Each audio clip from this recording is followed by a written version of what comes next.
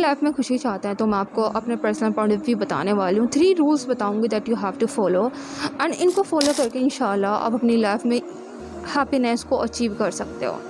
Actually हमें ना क्या होता है, ज़्यादातर प्रॉब्लम हमारी अराइज़ होती हैं, मेरा मानना है ऐसा, मैं भी आपका पर्सपेक्टिव अलग हो सकता है, जब हम ऐसे अनवांटेड सिचुएशन और अनवांटेड चैलेंजेस को फेस आउट करते हैं, या फिर ऐसे सर्कमस्टांसेस में हम रह रहे होते हैं, या फिर हम बैड इन्वायरमेंट में रह रहे होते हैं, कोई आकर के हमें कुछ बोल देता है एंड हमें गुस्सा आ जाता है, एंड देन हमारी कन्वर्सेशन बड़ी लंबी चली जाती है, उसकी वजह से बहुत ज़्यादा प्रॉब्लम अराइज़ हो जाती है, एंड दैट्स वाई हमें सैडनेस को फेस आउट करना पड़ता है।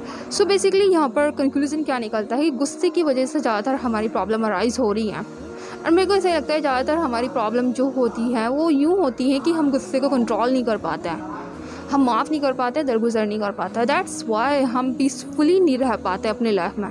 सो यहाँ पर मैं आपको 3 फार्मूला शेयर करने वाली हूँ। इंशाल्लाह अगर आप उसको फॉलो करोगे तो लिटरली आपकी लाइफ चेंज हो जाएगी।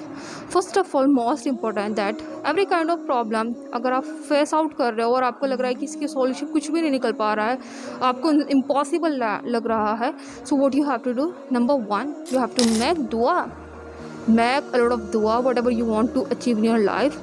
और किसी प्रकार की प्रॉब्लम से अगर आप रिड ऑफ चाहते हो तो आपको दुआ मांगनी है। And number 2, you have to train your mind that everything is happening with yourself, with everybody else, or by the will of God Almighty, right? You have to just set this one phrase in your mind that everything is happening with me, with everybody, with every individual is because of God Almighty will, right? So this phrase you have to just set out in your conscious part, right?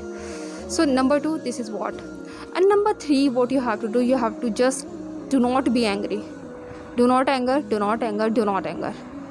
This is the ultimate formula कि आप happiness को achieve कर सकते हो अपने life में अगर आप दुआ मांगे कंसिस्टेंटली अल्लाह सुब्हानहू व तआला से। नंबर 2, कि जो भी चीज़ आपके साथ हो रही है, any kind of bad environment को आप फेस आउट कर रहे हो, any kind of jealousy, any kind of hurtedness को आप फेस आउट कर रहे हो, any kind of problem you are facing right now, और आप ये सोच रहे हो कि मेरे साथ ऐसा ही क्यों हो रहा है, it's because of God almighty will, you have to trend it. जब गॉड ऑलमाइटी की विल से हो रहा है तो डेफिनेटली कुछ ना कुछ तो अच्छा ज़रूर होगा। सो ये जो पॉजिटिव थिंकिंग है that you have to develop in your personality, in your mind, right. And number 3, do not be anger. और all that's a very difficult task कि हमें बार बार गुस्सा आ जाता है छोटे छोटे टास्क के ऊपर, छोटी छोटी बातों के ऊपर।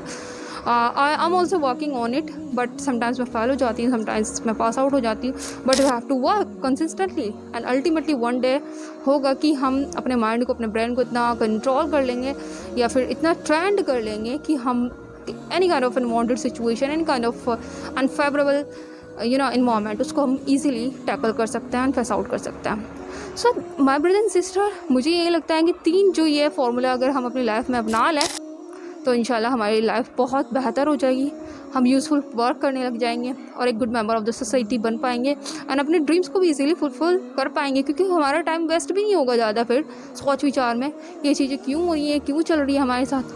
फिर हम कंसिस्टेंटली अपने गोल के प्रति वर्कआउट करेंगे।